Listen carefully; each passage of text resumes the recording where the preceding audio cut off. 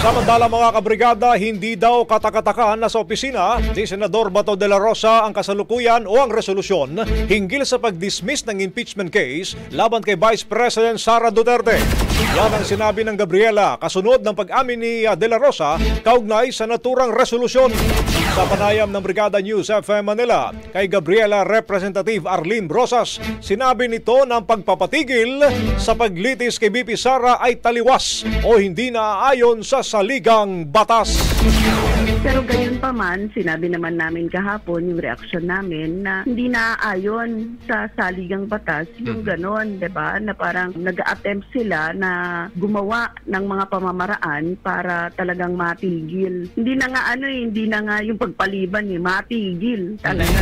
Tanong pa nito mga kabrigada, anong klaseng senador ang gagawa ng ganito? Bilang mga kinatawan daw ng sambayan ng Pilipino, dapat matuloy ang trial upang malaman ng publiko ang katotohanan at mapanagot ang dapat managot. Humihingi ng public accountability, kailangan po yun matuloy yung ating trial, public trial sa Vice Presidente.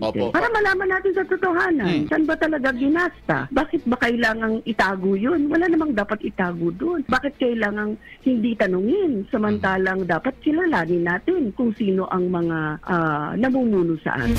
Ang tinig ni Gabriela Representative Arlene Brosas. Brigada Balita Nationwide. Ang bahaging ito ay hatid sa atin ng Yummy-Vit ES3 Syrup. Simulang tuparin ang pangarap ng iyong anak. And stunting now,